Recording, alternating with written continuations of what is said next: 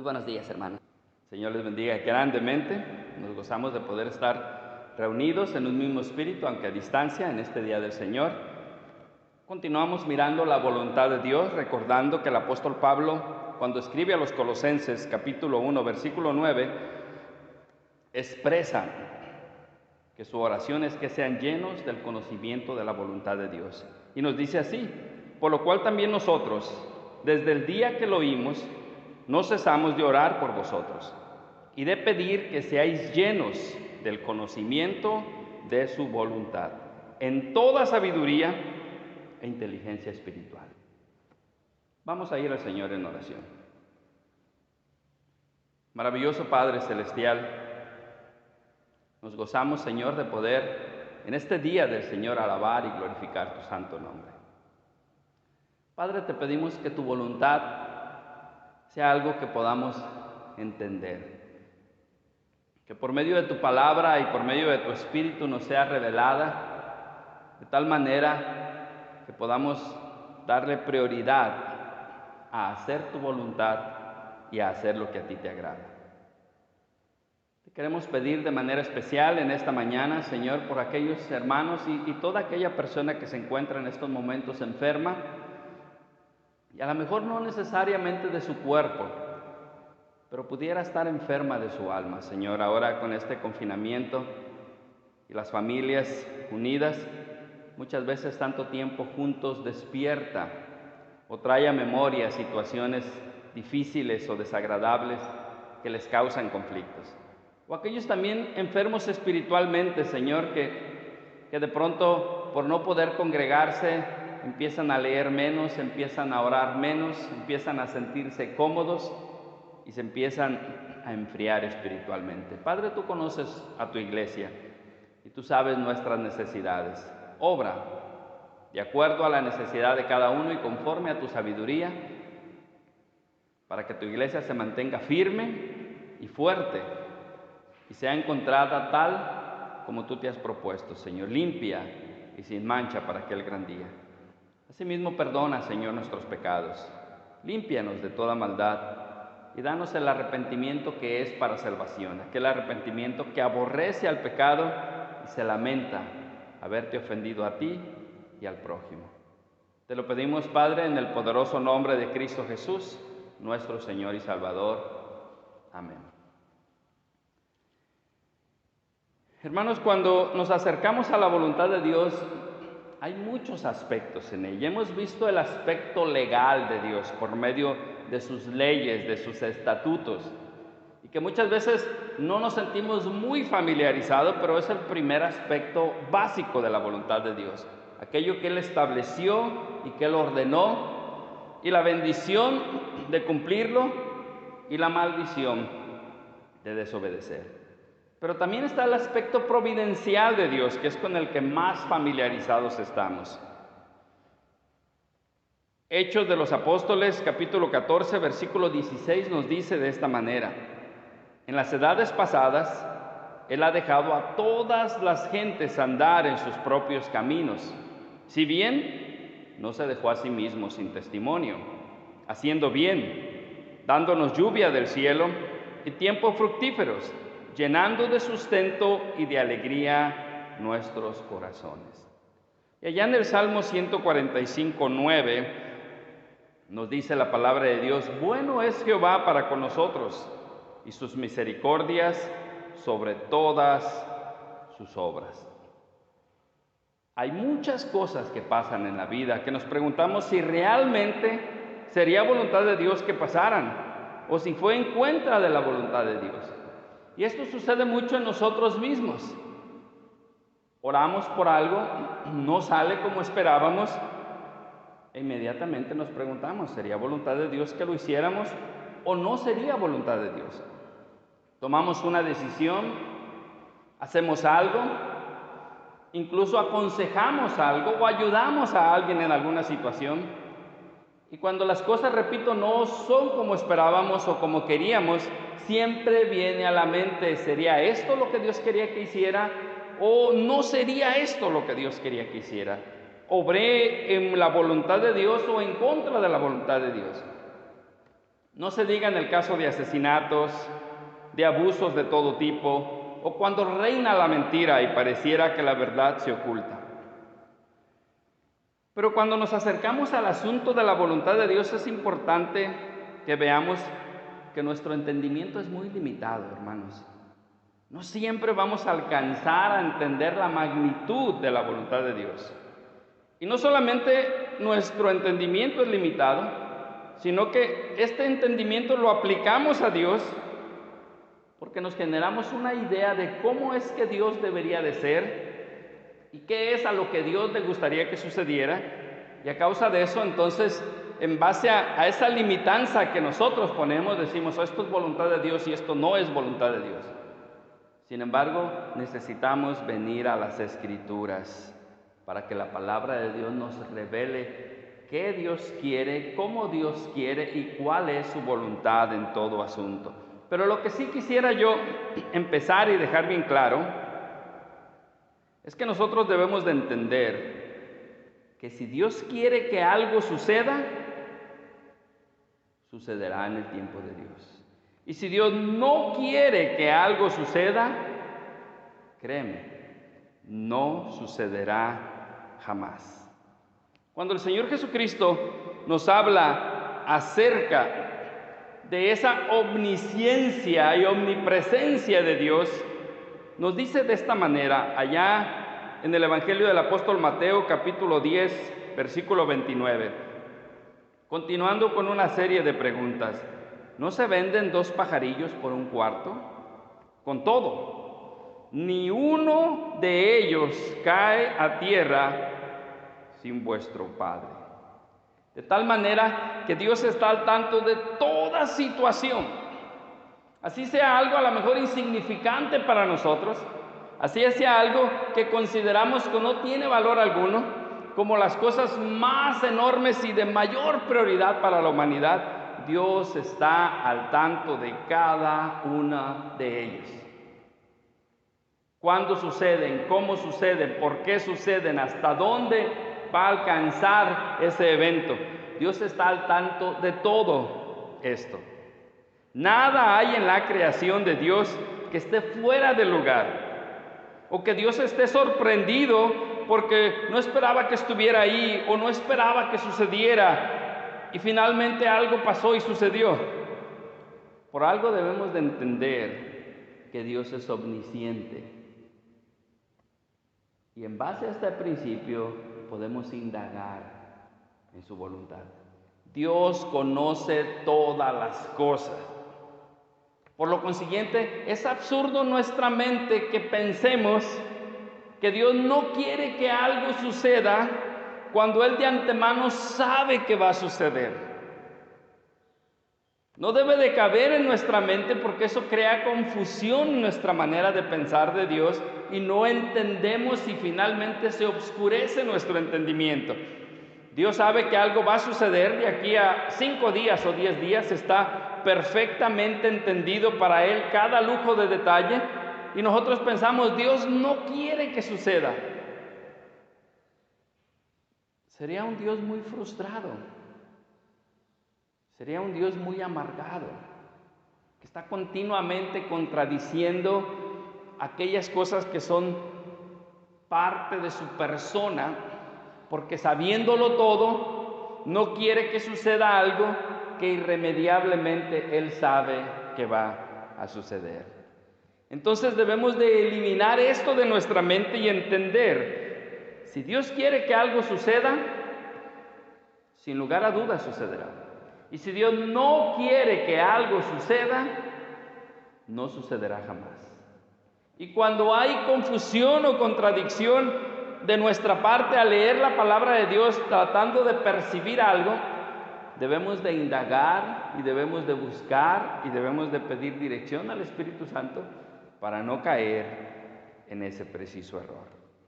Ahora, debemos de entender también que en muchas ocasiones en la palabra de Dios, Dios nos habla desde un lenguaje humano, porque fueron hombres inspirados por Dios, pero que escribieron en su experiencia, con su lenguaje, de manera que plasmaron ahí muchas ideas de su personalidad a través de la cual Dios nos habla.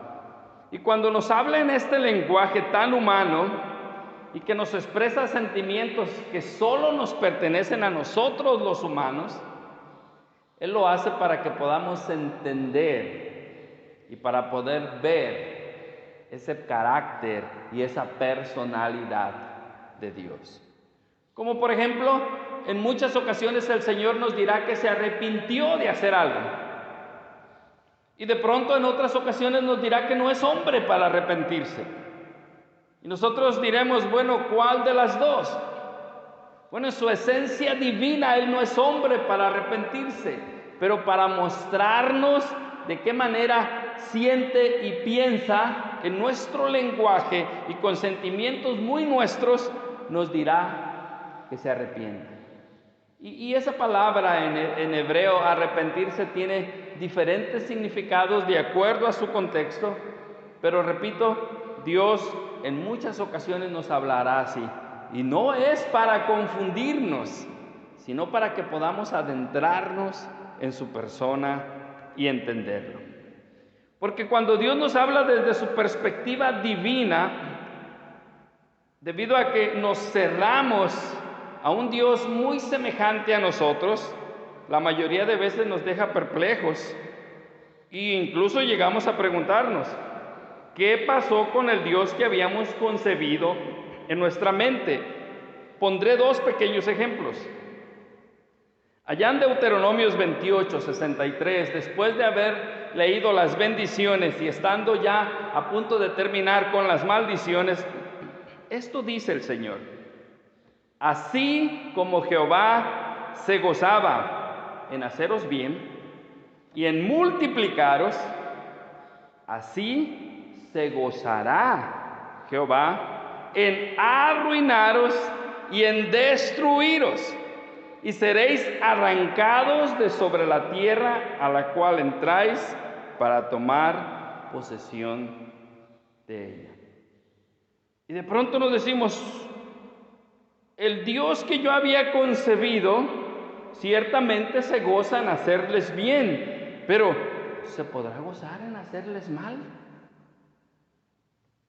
Y la verdad es que en el Dios que nosotros concebimos, no. Pero debemos de entender que Dios no está limitado a nuestra manera de pensar de Él.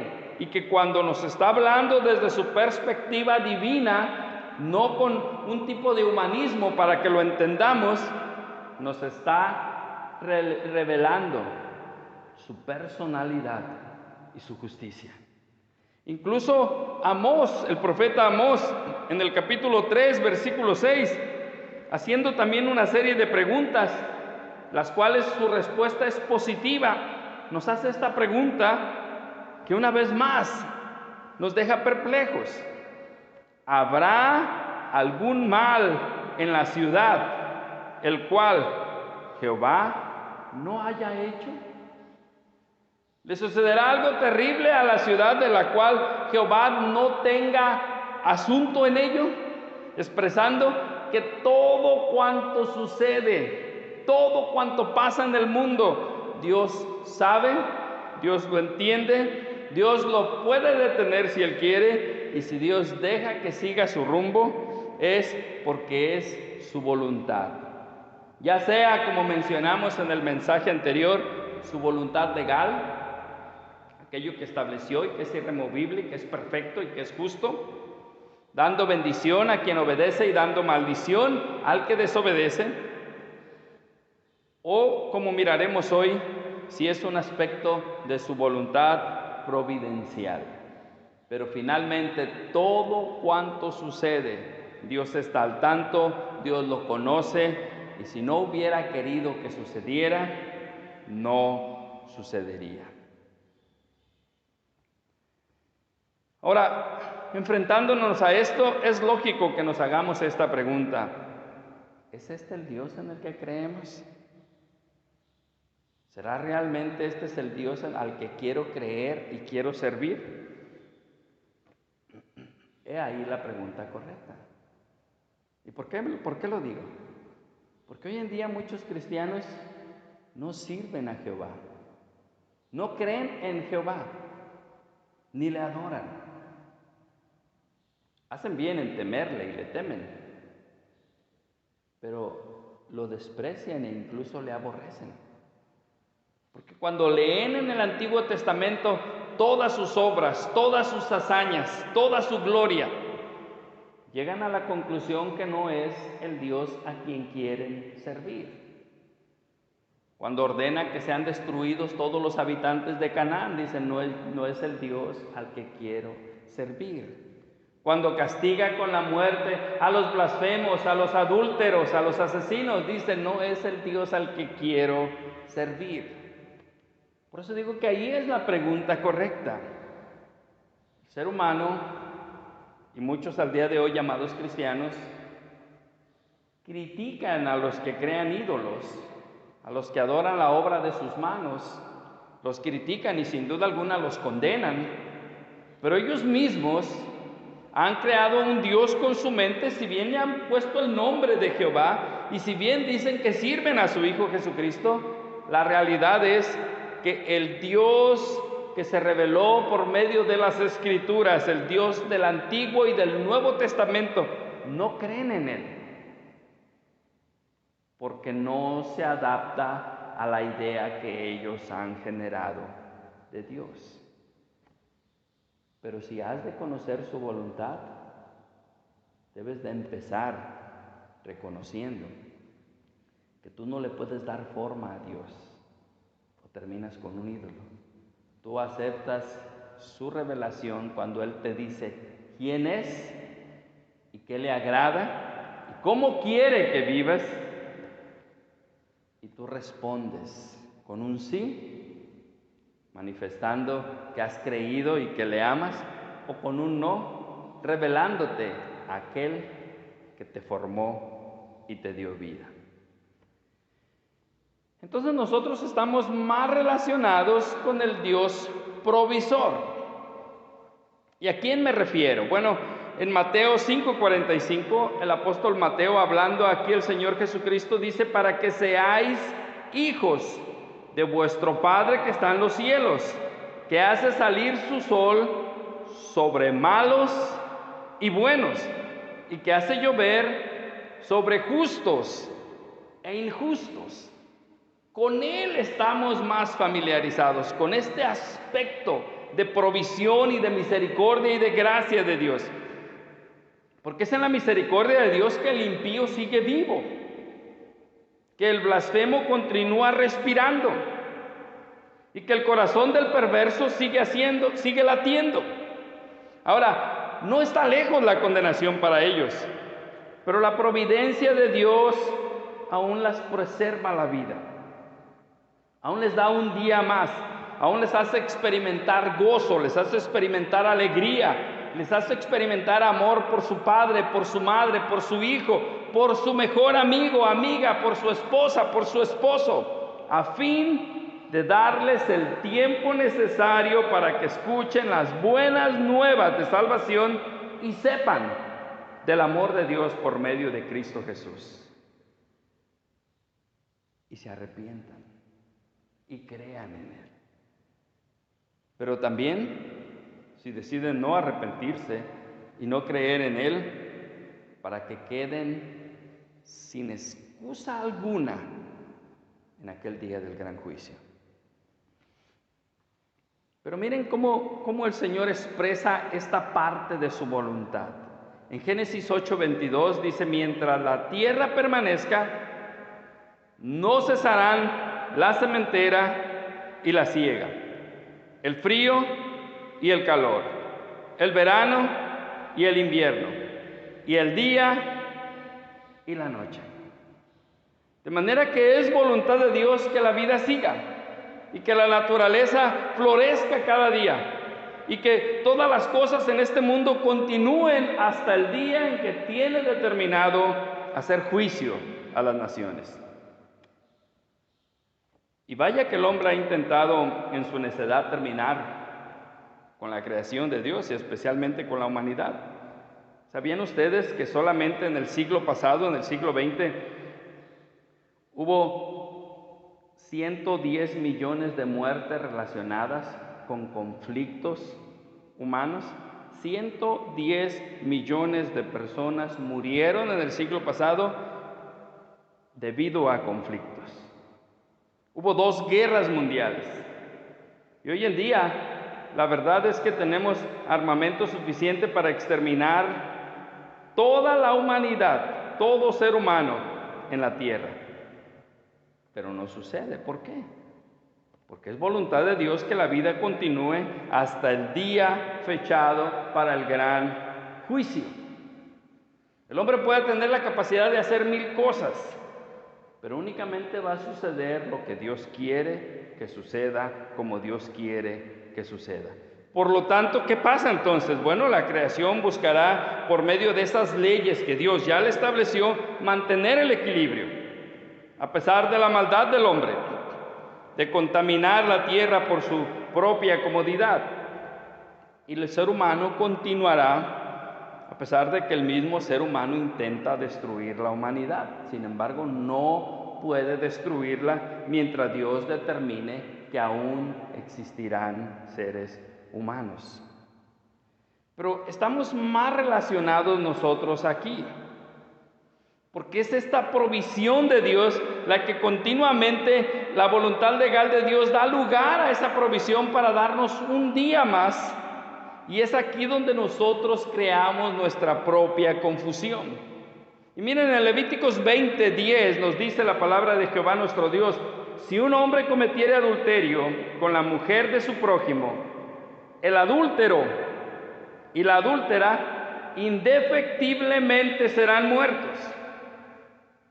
Pero tú eres testigo que muchos adúlteros y asesinos y blasfemos e idólatras caminan libremente por la creación de Dios, siendo que la ley declara y castiga con la muerte a cada uno de ellos y muchos otros, como aquel que levanta su mano contra su padre, aquel que secuestra a alguien. Pero ahí están. Y tú los has visto. Y te preguntarás, ¿qué acaso la voluntad de Dios no se cumple? ¿O por qué no mueren? Bueno, ciertamente la ley de Dios establece que deben de morir indefectiblemente. ¿Pero qué pasa? En la carta a los Romanos, capítulo 9, versículo 22, se nos hace una pregunta, hablándonos de cómo el alfarero tiene potestad sobre el barro, y nos dice: ¿y qué? Si Dios, queriendo mostrar su ira y hacer notorio su poder, soportó con mucha paciencia los vasos de ira preparados para destrucción. De manera entonces que aquellos hombres que van en contra de Dios, especialmente los que cometen pecado de muerte, no entienden que la paciencia de Dios pone en evidencia su maldad, pues al no morir en el acto, no se arrepienten, sino que se levantaron, se limpiaron y todavía planearon cuándo lo volverían a hacer. Porque no alcanzan a entender que es la provisión de Dios, la paciencia de Dios para con estos vasos de ira que son preparados para destrucción. Pero Dios es paciente, dándoles un día más, dándoles la capacidad de entender, dándoles la capacidad de sentir, dándoles la capacidad de pensar. Y no se arrepienten, sino que siguen planeando su pecado. Ignoran esa voluntad legal de Dios que establece el juicio y que le dará a cada uno de acuerdo a sus obras. Y allá en Apocalipsis 15:20 nos dice el fin de todos estos: y el que no se halló inscrito en el libro de la vida fue lanzado al lago de fuego. Es voluntad de Dios que los que practican el pecado, los que no están escritos en el libro de la vida, sean lanzados al lago de fuego. Esa es su voluntad legal. Y se va a cumplir. Pero siempre le da lugar a la provisión de Dios, porque es voluntad de Dios que vivan el tiempo necesario para que experimenten el amor y la misericordia de Dios y sean movidos al arrepentimiento.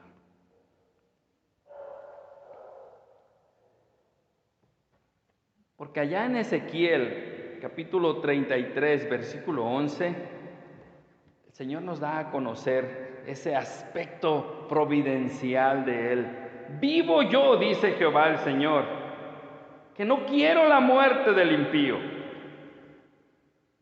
sino que se vuelva el impío de su camino y que viva. Volveos de vuestros malos caminos. ¿Por qué moriréis, oh casa de Israel? Y el Señor expresa cómo Él no está buscando ni está persiguiendo la muerte del impío, pero ¿saben qué hace el impío en su ignorancia? Oh, Dios no quiere mi muerte. Seguiré viviendo impíamente, que al cabo Dios no me matará. Pequé y no pasó nada. Estoy vivo, sigo respirando. Dios no hará nada, no hará juicio, no perseguirá el delito. Para su propia condenación, ignoran que es voluntad de Dios que sean condenados, especialmente aquellos que no han creído en el nombre del unigénito Hijo de Dios, a pesar de que el Evangelio ha llegado a sus oídos, a pesar de que se les ha rogado que crean en Cristo Jesús y se han negado. Incluso piensan, porque también esto se ha convertido en un dicho por ignorar la palabra de Dios. Dios aborrece el pecado, pero ama al pecador.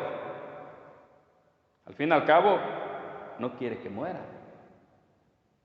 Ignoran que Dios está airado con el impío todo el día. Y que si bien lo ha dejado que continúe en su creación, respirando de su aire, alimentándose de su creación y de su misericordia, y ha hecho salir el sol sobre él, y ha hecho que caiga buen tiempo sobre él y su lluvia a su tiempo. Pero ignorando el amor y la misericordia de Dios, sigue practicando el pecado, pensando que nada sucederá, sin entender que su fin está próximo. Yo te quiero decir algo. No te confundas. No te confundas. Y entiende la voluntad de Dios. Quizás al ver tú mismo que has ido contra la voluntad legal de Dios, y me refiero a sus mandamientos, y no te pasó nada, has pensado que todo está bien.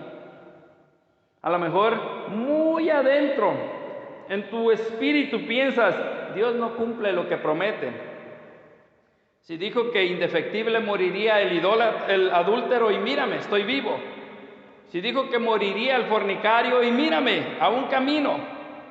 Si dijo que moriría el blasfemo, y cuántas veces he hablado contra Dios y todavía respiro.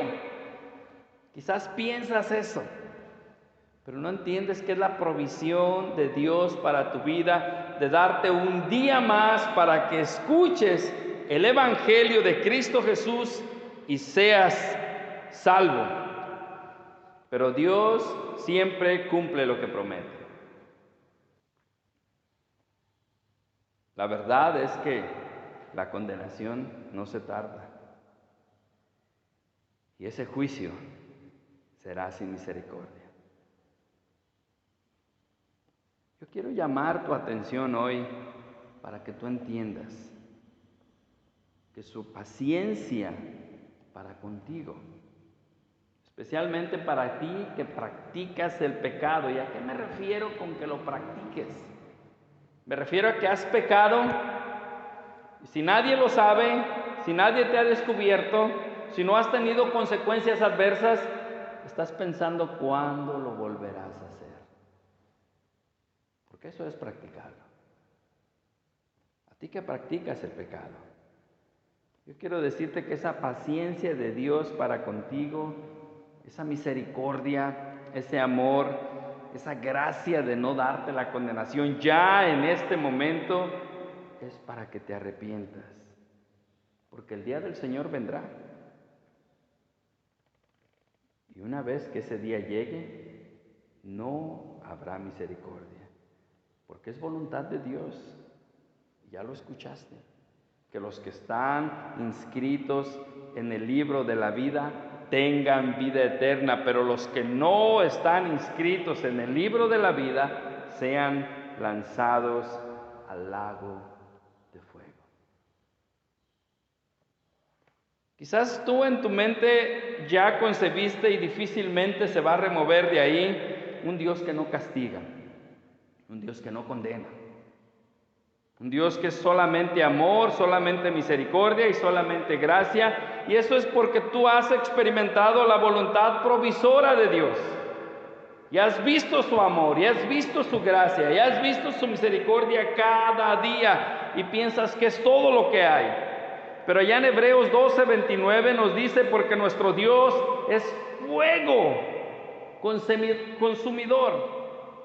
Y la palabra de Dios nos recuerda que no hay nada más terrible que caer en manos de un Dios vivo, porque es justo a perfección, porque es santo. Y debido a esa santidad y debido a esa justicia es que Dios establece y demanda que un día haya juicio y que ese juicio sea sin misericordia. Y me preguntarías, ¿dónde dice tal cosa? Mira, ya en Hechos 17:31, hablando el apóstol Pablo, dice, por cuanto ha establecido un día en el cual juzgará al mundo con justicia. Y en esa palabra justicia ya no cabe la misericordia. Por aquel varón a quien designó dando fe a todos con haberle levantado de los muertos. El día ya está establecido. Y cada día que pasa, ese día se acerca. Y créelo, si no has buscado de Dios, si has descuidado ese aspecto, y si no te has arrepentido, cuando menos acuerdes, como ladrón en la noche, llegará el fin y ya no habrá tiempo ni lugar para el arrepentimiento. Por lo tanto, en lo que aún hay tiempo, vuélvete a Jehová. Arrepiéntete. Búscale de todo corazón. Él será amplio en perdonar. En lo que aún hay tiempo, no esperes a que tengas que experimentar el juicio de Dios, porque entonces será demasiado tarde. Si en tu mente solo cabe el Dios misericordioso, el Dios provisor, ese que te alarga un día más tu vida, ese que sigues respirando y todavía te bendice, ese que hace salir su sol sobre ti, ese que a pesar de que pecaste contra Él, no dejaste de respirar, a pesar de que cometiste un pecado de muerte, aún estás vivo, aún tienes trabajo, aún tienes familia, aún experimentas amor para los demás. Entiende que es solo un aspecto de su voluntad y solo un aspecto de su personalidad, porque Él es bueno para con todos, buenos y malos. Sin embargo, Él ya estableció un día para juzgar con justicia, y es voluntad de Dios que todo aquel que muera sin Cristo sea condenado. Voluntad de Dios, Él estableció la ley. Es voluntad de Dios que el que muera sin fe en el Señor Jesucristo pague el justo precio por sus pecados. Y esto es la eternidad en el lago de fuego.